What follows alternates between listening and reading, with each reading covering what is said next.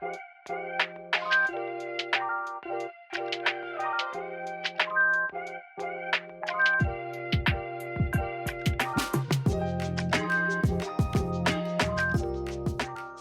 va partager ensemble ce matin plusieurs textes et je vous invite à lire avec moi. On va être assez éparpillé entre l'ancien et le nouveau. On va faire des allers-retours, mais principalement, on va étudier un des textes fondateurs du judaïsme ce matin, une prière magnifique et je vais l'ouvrir avec beaucoup de joie.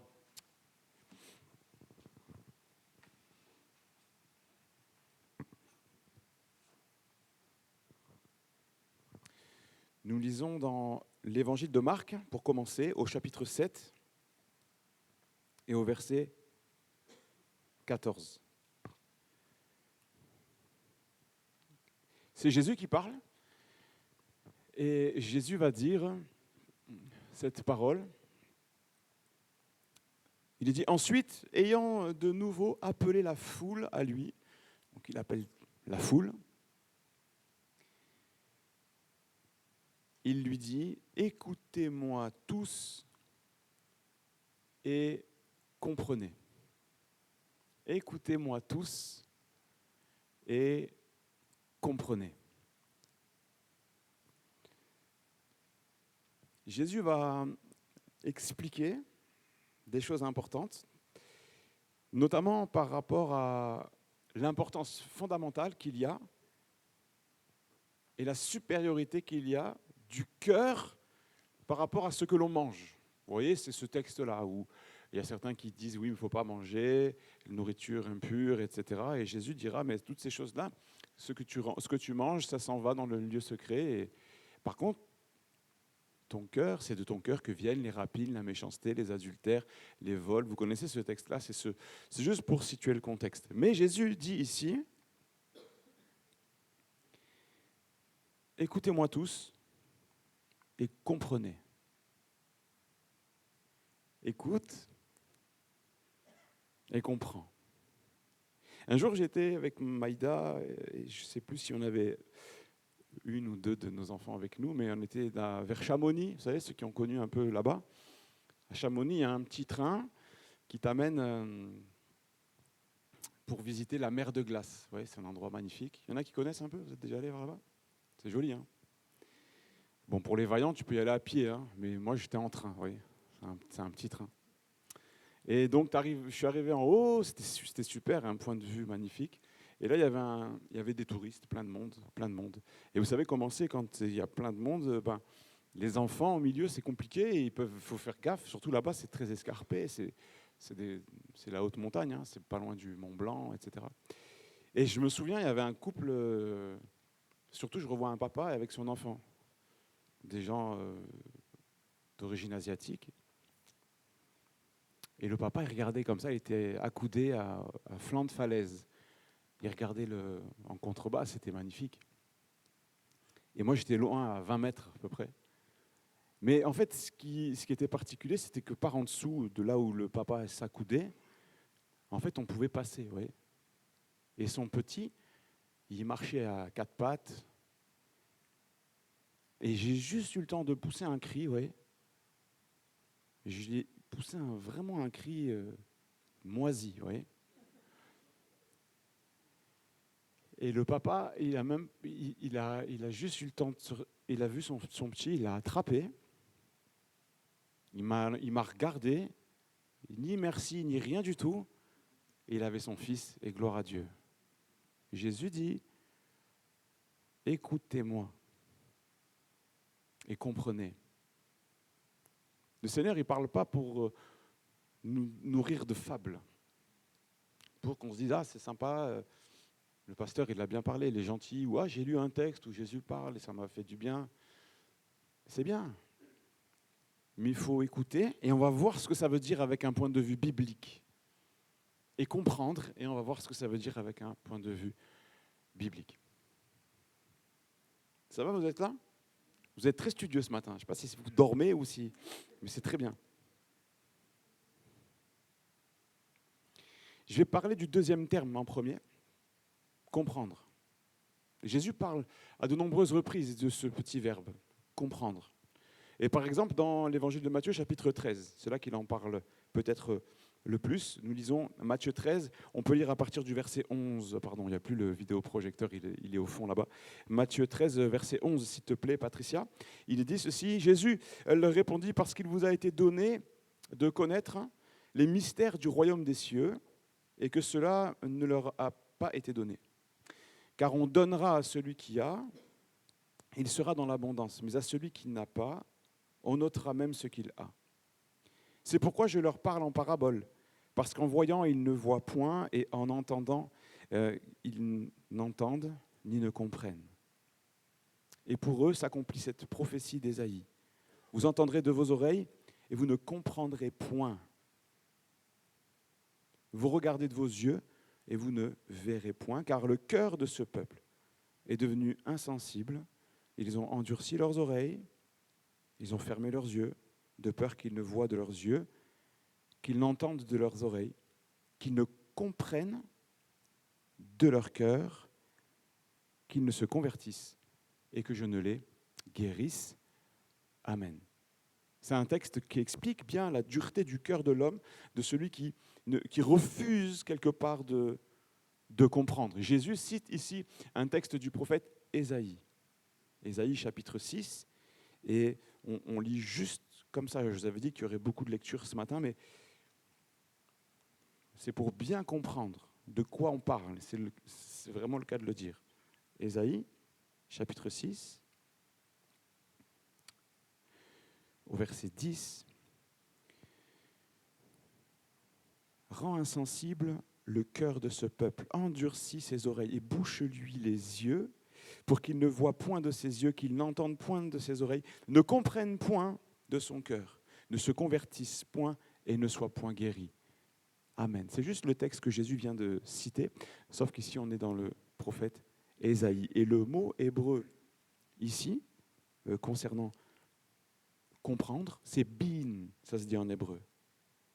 Et dans ce mot comprendre, il y a une notion d'intelligence, de discernement, d'habileté. 1 Chronique, dans le 1 Chronique 15, 22, vous le lirez, il y a une notion d'habileté, et c'est la notion de compréhension. Je comprends, un bon mécano, il est habile, vous voyez, il arrive à jauger, à gérer. Un menuisier habile, c'est un bon menuisier, il travaille avec finesse. C'est un peu ça la notion qu'il y a derrière là.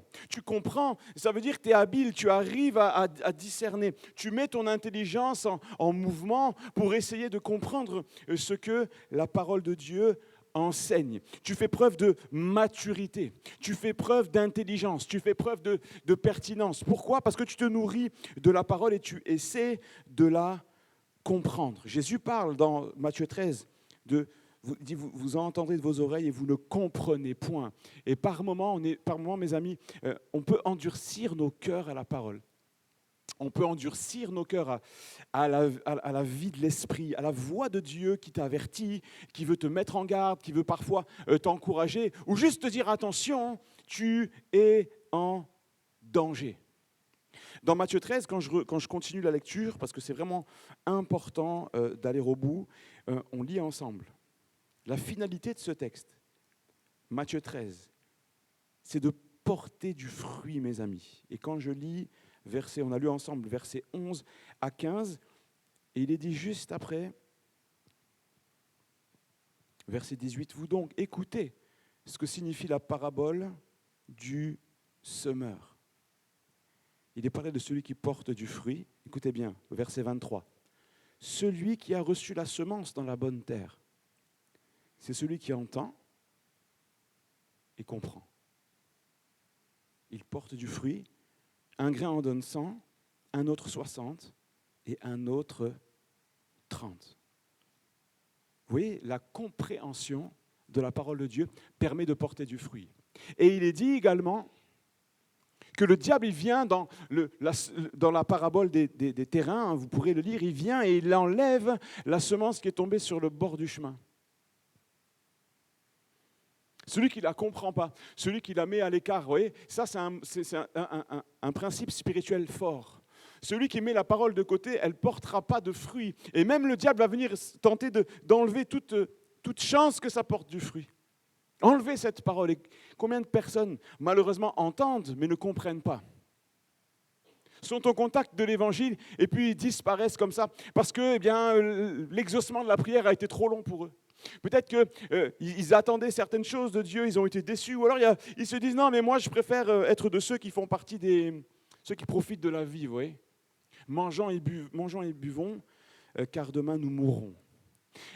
L'Épître aux Hébreux parle au chapitre 5 des bébés spirituels et de ceux qui sont lents à comprendre. Ceux qui sont, on dit longs à la détente, on dit un peu, hein. Ils sont lents à comprendre. Hébreux chapitre 5. On y va. Hébreux chapitre 5, verset 11. Il est dit ceci. Nous avons beaucoup de choses à dire là-dessus et des choses difficiles à expliquer parce que vous êtes devenus lents à comprendre. Lents à comprendre. Vous, en effet, qui, depuis longtemps, vous devriez être des maîtres, vous avez encore besoin qu'on vous enseigne les principes élémentaires des oracles de Dieu, et vous en êtes venus à avoir besoin de lait et non de nourriture solide. Le Seigneur nous interpelle ici. La compréhension des Écritures doit nous amener à une forme de maturité spirituelle. La compréhension doit amener à porter du fruit, doit amener à la croissance. La compréhension doit amener à la mise en pratique. Vous imaginez un collège où de la 6e à la 3e, tu refais encore P-A, pas. L-U, lu. Pendant 4 ans, oui. Au bout d'un moment, les élèves ils vont dire, monsieur, s'il vous plaît, on a compris, le chien est parti manger, vous voyez.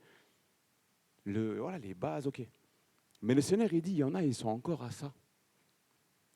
La parole de Dieu nous dit, attention, de ne pas rester des bébés, de ne pas rester toujours comme ça, là. Oui, Seigneur, je suis encore dans les mêmes travers, j'hésite encore, je suis encore dans le péché, mais je ne sais pas si c'est bien, si ce n'est pas bien. Le salaire du péché, c'est la mort. Sauve-toi vite du péché, mon frère. Sauve-toi vite, ma sœur. Règle ça et avance. Règle le problème du péché et avance. Va de l'avant. Deviens un chrétien mature. Deviens un chrétien mature. Deviens un chrétien solide, pas un bébé. Matthieu 13, 19, il ne la comprend pas. Celui qui ne la comprend pas, le malin vient et enlève ce qui a été semé. Oui, si tu ne comprends pas, si tu ne saisis pas les choses, il dit le malin vient et il enlève ce qui a été semé, c'est le verset 19. Mais celui qui a reçu la semence dans la bonne terre, qui entend et comprend, il porte du fruit. Et un grain en donne 100, l'autre 60, l'autre 30. J'ai envie de dire comprendre la parole de Dieu, ça ne dépend pas de notre intelligence au sens scolaire du terme. Dieu ne nous demande pas d'être des érudits non plus, ni dans le grec, ni dans l'hébreu, mais juste de comprendre avec notre cœur, de comprendre avec nos tripes et de mettre en pratique la parole de Dieu. Il ne demande pas qu'on soit des grands spécialistes, mais juste ce que Jésus a dit à ses disciples. Viens, suis-moi. Juste de le suivre au travers des Écritures, de mettre en application ce que nous y lisons. Yes. Vous comprenez ? Je voudrais maintenant m'attarder sur le mot « écouter ». Et ce mot-là, il est très fort dans l'hébreu. Le mot « écouter », on le retrouve dans le Deutéronome, au chapitre 6 et au verset 1er. On va lire plusieurs versets. Deutéronome au chapitre 6.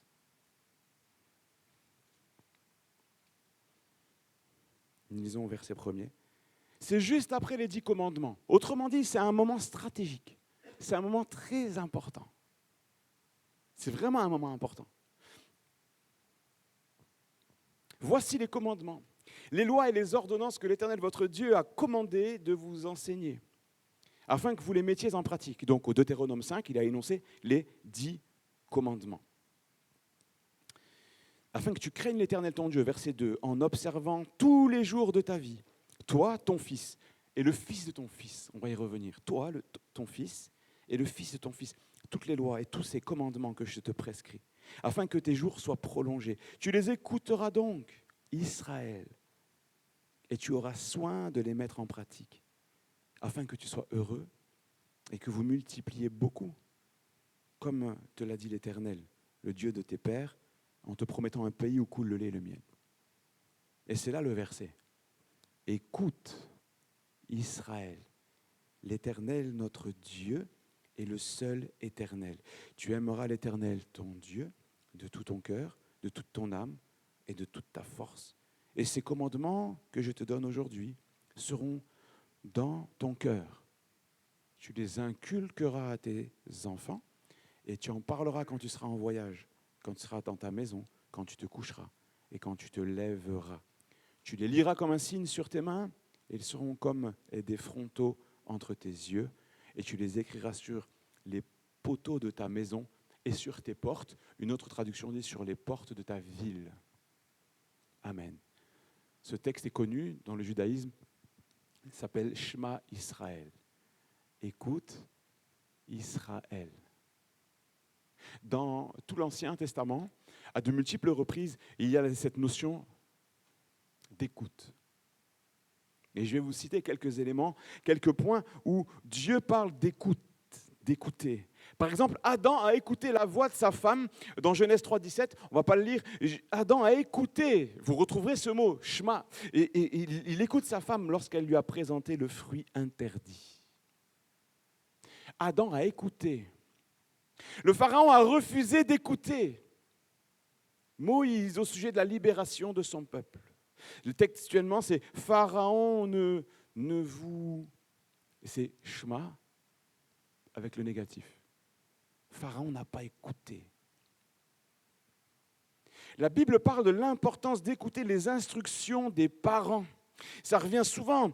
Genèse 49, 2. « Écoutez Israël, votre père. » Proverbe 1, verset 8. « Écoute, mon fils, l'instruction de ton père. » Écoute, Shema, l'instruction de ton père.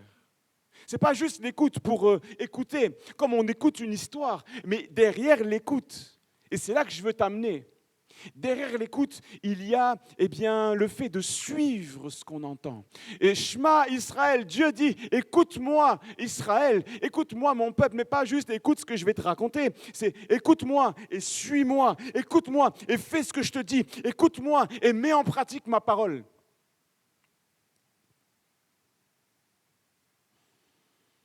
Salomon priera Dieu d'écouter les cris de son peuple. 1 Roi 8, 28. Écoute le cri. Écoute, il prie le Seigneur et il lui dit écoute le cri et la prière. Néhémie fera la même chose au sujet du temple. Par moments, on trouve que dans la parole, Dieu refuse d'écouter les cris de son peuple à cause de leurs péchés.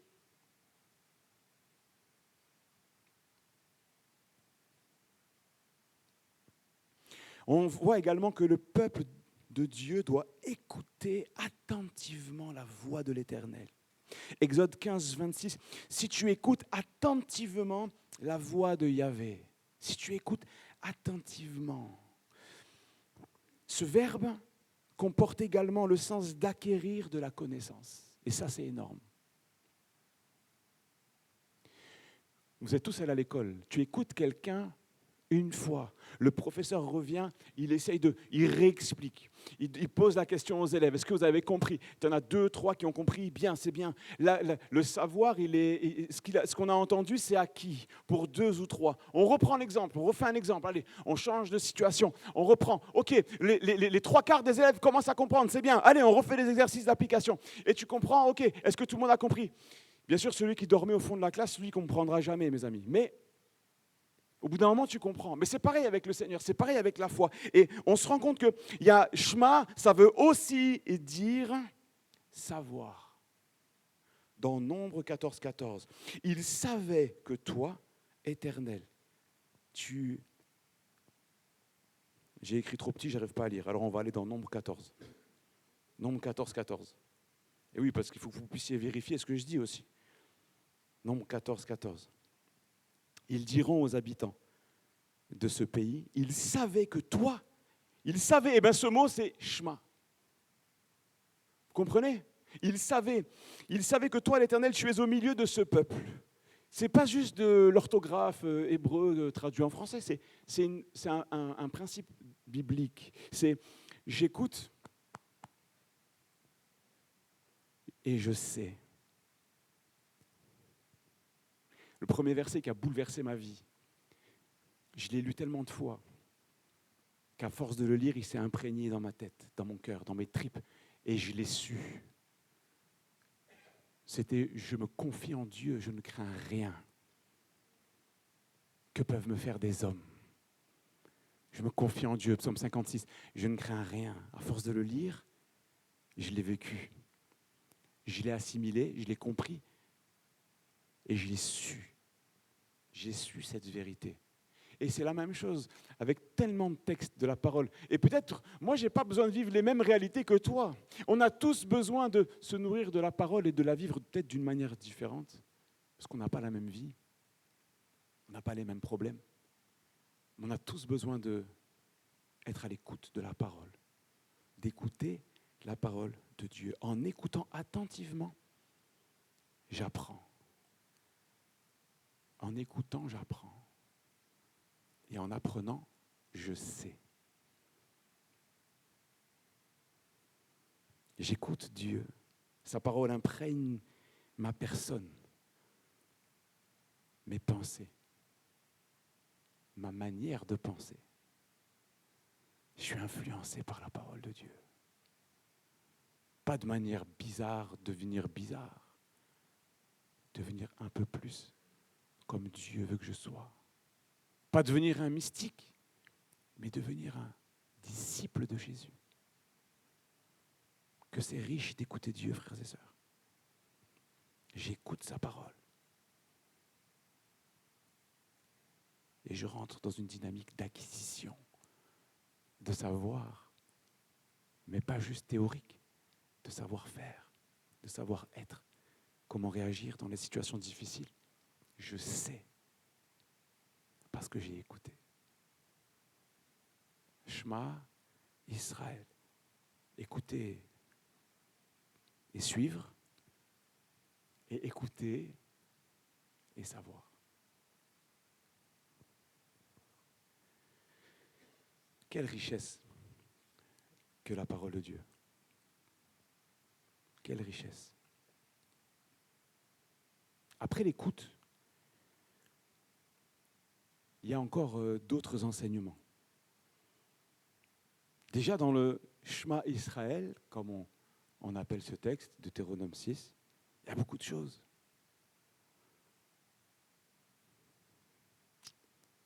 Tu aimeras l'Éternel ton Dieu. Jésus citera cette parole en y rajoutant quelque chose, on l'a déjà dit. Tu aimeras l'Éternel, toute ton âme, toute ta force. Les commandements, tu les inculqueras à tes enfants. On va y revenir. Et il y a encore quelque chose de fort. J'ai dit, écoutez, vous retiendrez ça. Écoutez, suivre. OK? Écoutez, savoir. Et il y en a encore un. C'est l'essence cachée des mots. Deutéronome 11, 13. Deutéronome 11, 13. Si vous obéissez à mes commandements, alors on fait interrogation surprise. Si vous obéissez à mes commandements, question du jour, où est le mot Shema? Si vous obéissez à mes commandements, il est où le mot Shema? Merci. Obéissez. Shema, j'écoute la voix de Dieu, je le suis. Shema, je sais que ce que le Seigneur m'a dit, c'est vrai, je le vis comme une réalité, un fondement de ma vie. Shema, j'écoute, je suis, je l'écoute, je sais, je l'écoute, j'obéis. Tout ça, c'est le même mot. J'obéis à Dieu. Pas aux hommes, au Seigneur, à sa parole. J'écoute la parole de Dieu, je lui obéis. C'est riche. Darby, lui, traduit « Écoutez attentivement. Est-ce que tu as ça, toi, Deutéronome 11, 13? Si vous obéissez, voilà, tu avais ça. C'est second 21. OK. Mais si tu vas dans la traduction mot à mot, dans ce qu'on appelle les mots, les strong, vous savez que la Bible, la traduction littérale, le mot à mot de la Bible, elle est accessible à tout le monde. Hein. À nous, les non-hébraïsants et les gens simples. Aujourd'hui, tout est codifié avec des mots, on appelle ça les strong, parce que c'est quelqu'un qui s'appelait Strong et il a décortiqué toute la Bible dans l'hébreu et dans le grec, et vous avez le parallèle mot à mot. Extraordinaire. Si vous voulez, vous avez une appli qui s'appelle Bible Strong. Et vous avez tout ça dedans. C'est intéressant. Ceux qui veulent, vous venez me voir et je vous montrerai comment on peut s'en servir. Il y a trop de choses à dire là. Vous avez le temps ce matin? Je suis trop content de partager ça avec vous. Waouh! Marcel, vous saviez ça? Tout ça? Shema, eh oui. Faire une petite danse après. Shema Israël, que c'est merveilleux, mes amis, d'écouter Dieu. Deutéronome 11, 13. C'est un texte qui est corrélé à Deutéronome 6, dans la même dynamique d'enseignement. Si vous obéissez à mes commandements que je vous prescris, si vous aimez l'Éternel, votre Dieu, et si vous le servez de tout votre cœur et de toute votre âme. Après l'aspect d'obéissance qui vient de Shema, l'écoute, il est parlé de l'amour pour notre Dieu et du service pour notre Dieu. C'est magnifique. Si vous aimez l'Éternel, servez-le de tout votre cœur. Et je m'adresse à nous tous qui sommes là. Si vous aimez l'Éternel, servez-le, frères et sœurs, de tout votre cœur. Servons-le de tout notre cœur. Ne lui donnons pas les miettes de nos vies. Ne lui donnons pas les miettes. Ça fait tellement de peine de voir que des fois on perd du temps, on perd du travail pour Dieu, on perd en efficacité parce qu'on a servi Dieu à moitié. C'est comme si tu fais un déménagement et il y a quelqu'un, il vient t'aider, mais il te dit, moi j'utilise qu'un seul bras. Ça va être compliqué, hein? Oui, il vient faire une maison et il dit, non, je fais juste avec un seul pied. C'est un maçon, un pied et une jambe. Il te dit, non, moi je fais que la moitié. Des fois, le Seigneur, il nous donne un tel potentiel. Et certainement, quand dans vos cœurs, mes amis, il y a un potentiel qui ne demande qu'à être révélé. Dans votre vie de famille, auprès de vos enfants, dans l'église, dans les rues, que sais-je. Au verset 16, il est dit ceci, écoutez bien. Dieu demande de lui obéir, de l'écouter. Au verset 16, gardez-vous de laisser séduire votre cœur et de vous détourner. Le contraire de l'écoute, c'est la séduction. Comme lorsque Dieu avait dit, le fruit défendu, tu ne touches pas. Mais le diable vient et dit, Dieu a-t-il réellement dit? Il essaye de séduire. L'opposé de l'écoute, la séduction. Et le Seigneur nous met en garde ici, il nous demande de faire attention à ne pas laisser séduire notre cœur, de vous détourner, de servir d'autres dieux et de vous prosterner devant eux. Ça va loin, hein? Ça va loin. Mettez dans vos cœurs et dans vos âmes, au verset 18. Mettez dans vos cœurs et dans vos âmes ces paroles, c'est profond. Écoutez Dieu, c'est mettre dans notre cœur, dans notre âme, ces paroles. Vous les lirez comme un signe sur vos mains. Vous savez, c'est ce que les Juifs ont sur les mains, une espèce de bandelette qu'ils s'attachent autour du poignet. Et elles seront comme un fronteau entre vos yeux. C'est ce petit carré qu'ils ont là, avec un petit morceau de la Torah à l'intérieur, pour se rappeler. Il y a aussi le phylactère, ce fil qui est bleu et qui sert à se rappeler. On le lit dans les nombres.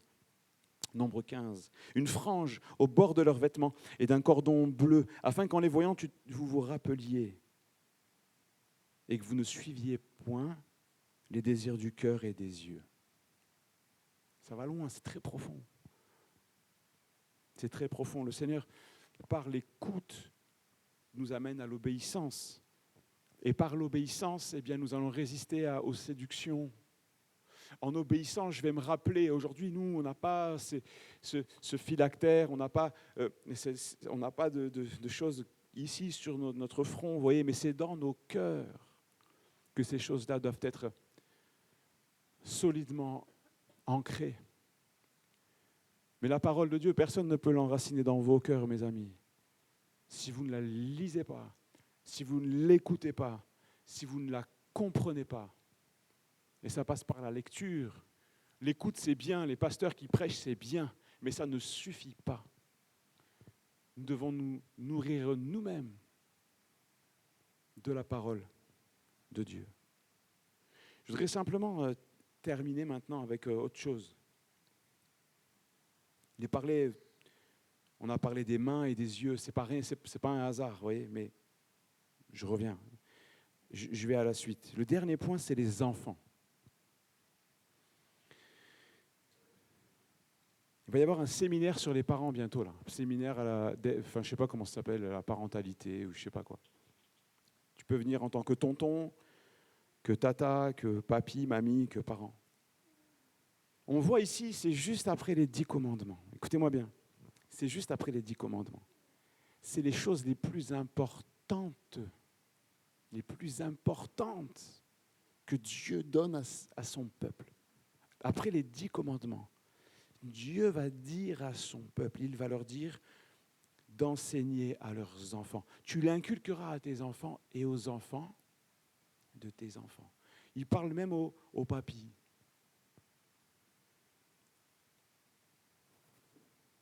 Écoute Israël, l'Éternel, notre Dieu, est le seul Dieu.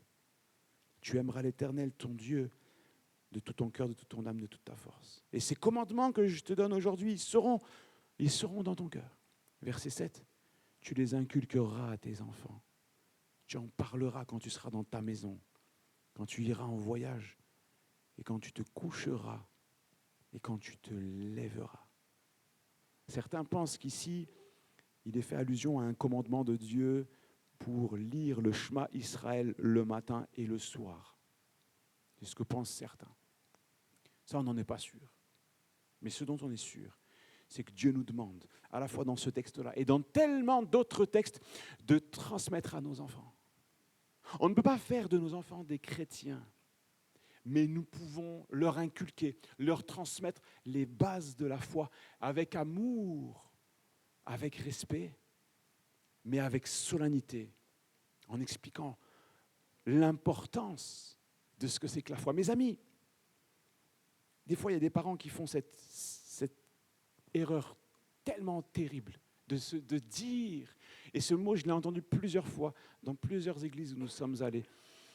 Mon fils, ma fille, je le laisse faire ses expériences et on verra après. Ah! Parce que toi, tu crois que ton enfant, quand il sera allé naviguer dans le monde, quand il sera allé naviguer de partout, un jour, il va se réveiller et il va te dire, « Papa, j'aimerais trop qu'on puisse prier ensemble. Papa, j'ai trop envie d'aller dans un camp d'ados. Papa, j'ai trop envie d'aller en colo maintenant, tu vois, maintenant que je suis parti super loin. Alors, merci Seigneur pour les témoignages. Écoutez-moi bien. Merci Seigneur pour les témoignages qu'on voit sur les réseaux, de partout. Tant mieux. J'étais un bandit. J'ai grandi sur les bancs d'école du dimanche. J'étais un bandit. Et un jour, le Seigneur, il s'est révélé à moi et je suis revenu à lui. Mais gloire à Dieu. Mais pour un qui est parti comme ça, combien ne sont jamais revenus? Il nous faut réapprendre. Et c'est ce qu'on vit l'été à Gap, mes amis. Réapprendre aux enfants à être fiers juste d'être chrétiens. C'est possible que tu sois un enfant chrétien. Moi, je me suis converti, mes amis, j'étais un ado. J'étais un ado dans toute sa nullité d'ado. Je ne comprenais rien à la vie. Mais j'avais compris une chose. J'aimais Dieu et il m'aimait. Et de cette nullité d'ado, je suis devenu un petit chrétien. Le Seigneur ne demande pas de faire de nos enfants des grands théologiens. On est petits. mais juste, est-ce que tu as Jésus dans ton cœur ou pas? Est-ce que tu as fait la paix avec Dieu? Inculque-lui. Est-ce que toi, tu lui as inculqué? Est-ce que toi, des fois, moi, j'ai des regrets. Mon père, il était carrossier et moi, je suis nul en bricolage. Mon père, il parle le sicilien et l'arabe et moi, je parle juste le français comme ci, comme ça, ouais. Et je dis, papa, pourquoi tu m'as jamais appris à parler? Il me dit, oh, c'est bon, vous voyez. Toi, tu sais des choses sur le Seigneur. Vous avez fait des expériences avec Dieu. Vous attendez quoi qu'il y ait des anges qui viennent enseigner vos enfants? Tu peux les attendre longtemps, les anges. C'est à toi de le faire. Tu les inculqueras à tes enfants et aux enfants de tes enfants. Lisez à vos enfants des histoires de la Bible. Ouvrez le psaume 23. Ouvrez Jean au chapitre 10. Ouvrez Jean au chapitre 8. Montrez-leur que Jésus pardonne les péchés.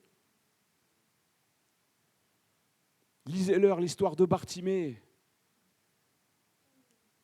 Amen, mon frère. Une petite histoire. Pas leur remplir le cerveau, pas faire les saouler, non, mais les aimer en leur montrant ce que c'est qui a bouleversé votre vie. Après, si le Seigneur n'a pas bouleversé votre vie, eh bien, laissez-les se nourrir de la parole.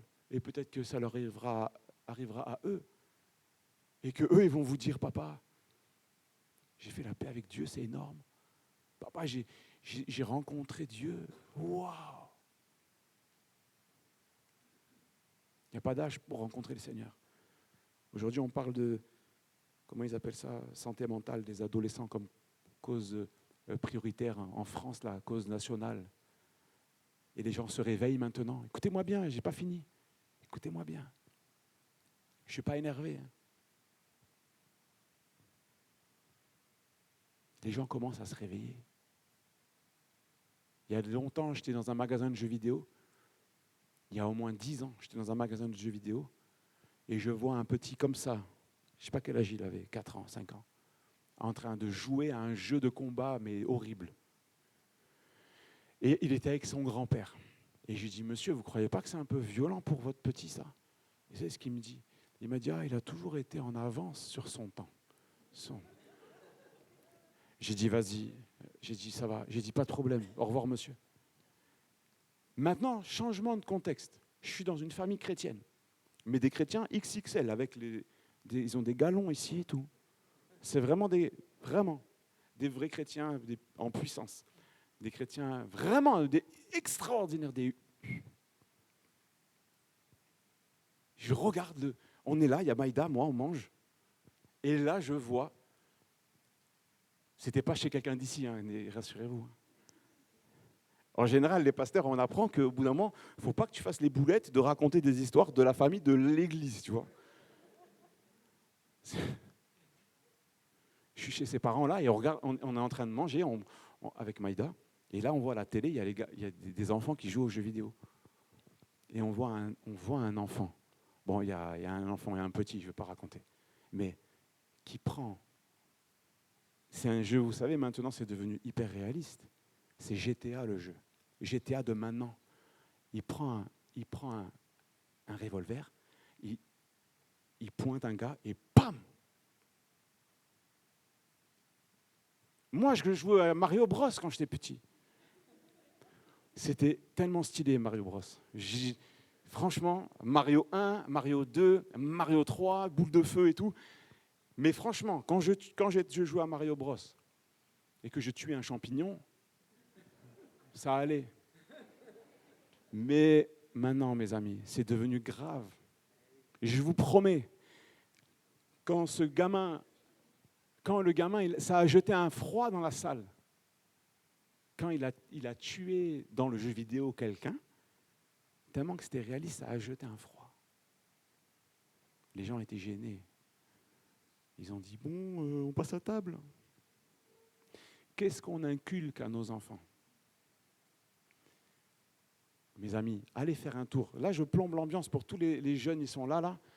Allez faire un tour dans les jeux vidéo auxquels jouent vos enfants. S'il vous plaît, allez faire un tour dans les jeux vidéo. Allez faire un tour et protégez vos enfants. Shema Israël. J'écoute Dieu. Je le suis. J'écoute Dieu. Je lui obéis. Je comprends Dieu parce que sa parole me nourrit. Elle me fait du bien. Et je l'inculque. Je la transmets avec amour, avec respect. Ne me faites pas dire ce que je n'ai pas dit. Ne faites pas, vous voyez, comme Jésus dans le temple avec un fouet, et n'allez pas dans la chambre de vos enfants avec un fouet et en cassant tout, en disant « ouais, Alain, il a dit ça ». Mais juste du pragmatisme, frères et sœurs. Et je n'ai pas parlé de tout le volet sorcellerie. Je n'ai pas parlé des séries occultes. Je n'ai pas parlé de ça. Un jour, je termine avec ça. Un jour, j'arrive dans un rassemblement de jeunesse. C'était il y a très longtemps, peut-être 15 ans. J'arrive dans un rassemblement de jeunesse et je vois un gars que j'ai eu en colo. Il était tout petit. Il doit avoir 10 ans de moins que moi. Alors moi, j'avais 25 ans, il avait 15 ans, ou 20 ans, il avait 10 ans. Et on s'amusait. C'est un gars plein de vie, un garçon plein de vie. Vraiment, on se bagarrait tout le temps pendant la colo. C'était vraiment rigolo. J'aimais beaucoup ce petit. Et je le revois, il a 18, 19 ans, vous voyez. Et c'était devenu le pauvre. Il me fait beaucoup de peine. Il marchait comme ça, vous voyez. Il avait peut-être 20 ans, allez. Il marchait comme ça. Il avait les yeux vitreux, il était un zombie. Et je parle avec lui, je dis mais qu'est-ce qui t'est arrivé? C'est quoi le problème? Et je vois des amis autour de lui, il m'explique. Et il m'explique. Il a passé des jours et des nuits à jouer à des jeux dans lesquels il jetait des sorts. Mais c'était un jeu. C'était qu'un jeu. Jeter des sorts. Jeu de rôle où tu rentres dans un personnage, tu vois. Il est tellement rentré dans le personnage qu'il s'est passé quelque chose dans le monde spirituel. Ça a été compliqué pour lui. Il s'est retrouvé esclave. Et il a fallu toute la grâce de Dieu pour que ce jeune homme s'en sorte. Aujourd'hui, il s'en est sorti. Il est père de famille, chef d'entreprise, il va bien. Mais combien de combats il aurait pu s'éviter? Aimons nos enfants, frères et sœurs, inculquons nos enfants selon la voie de Dieu. Shema Israël. Écoute Israël, dans le sens de l'obéissance, dans le sens du savoir, je sais, et ce que je sais, je vais te le communiquer. Mettez dans vos cœurs, dans vos âmes, ne vous laissez pas séduire. Waouh!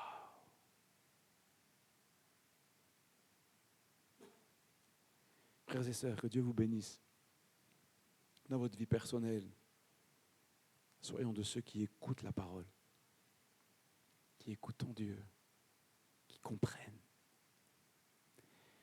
Quand Jésus s'est arrêté, il a appelé la foule. Quand il leur a dit,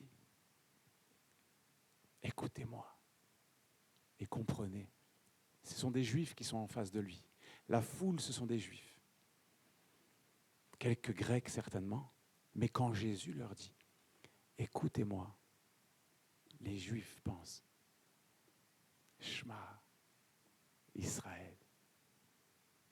Et ils vont comprendre la puissance de l'enseignement de Jésus, qui n'annule pas la loi, mais qui l'accomplit et qui nous ouvre la porte de la nouvelle naissance en Christ, au travers du voile déchiré, au travers du tout accompli de la croix. Je vis en tant que chrétien à l'écoute de Dieu et de sa parole. Que Dieu vous bénisse. On prie. Amen. Seigneur, merci. Merci pour ta parole.